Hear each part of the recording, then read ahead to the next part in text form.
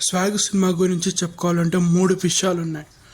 దానికన్నా ముందర ఛానల్ని సబ్స్క్రైబ్ చేయండి లేటెస్ట్ వ్యూస్ సినిమాల పైన తెలుసుకోవాలంటే.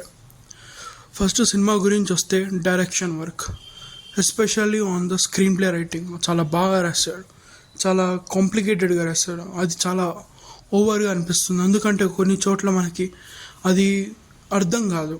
అంటే కొద్దిగా 2-3 సార్లు చూస్తే కానీ అర్థమయ్యే అంత అద్భుతంగా ఉంటుంది. ఇంకొకటి plus point, Shri Vishnu acting best career, national award కూడా రావచ్చు. ఎస్పెషల్లీ తను 4 క్యారెక్టర్స్ చేస్తాడు, అది హైలైట్ ఈ సినిమాలో. అప్పుడప్పుడు కమల్ హాసన్ గారు చేస్తారు మైదల్ కమ్మరాజు అని, తర్వాత ఇలా చేసింది. వేరియేషన్స్ చాలా బాగుంటుంది, యాక్టింగ్ అంత అద్భుతం. ఇంకా మైనస్లకు వచ్చేస్తే ఫస్ట్ ఆఫ్ ఆల్ పాటలు ఏ ఒక్కటి మనకి నచ్చదు, ఎందుకంటే చిరాగ్గా అనిపిస్తుంటాయి. రెండోది ఏమంటారు దాన్ని, సినిమా మొత్తం అప్ అండ్ డౌన్లో ఉంటుంది. సో ఎక్కడ మనకి ఒక ఫ్లోన్ ఆఫ్ హ్యాపీనెస్ ఉండదు. ఈ సినిమా చూస్తున్నంతసేపు కొన్ని చోట్ల వావ్ అనిపిస్తుంది, ఇంకొక చోట చీ అనిపిస్తుంది. అదొకటే బిగ్గెస్ట్ ప్రాబ్లం. సో సింపుల్గా చెప్పాలంటే ఈ సినిమాని చాలా బాగా తీయచ్చు, కానీ డైరెక్షన్ చేయలేకపోయారు అంతగా అనుకుంటున్నా.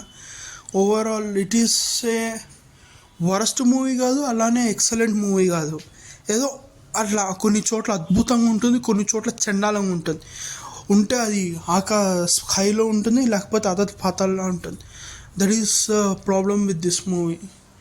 ఇంకా మనం చెప్పుకోవడానికి క్యారెక్టర్స్ అంటే మీరా జస్మిన్ గారు బాగా చేశారు తనకున్న దాంట్లో. అండ్ మనకి సినిమా బయటకు వచ్చాక గుర్తుండే శ్రీ విష్ణు యాక్టింగ్ తప్ప ఏం లేదు.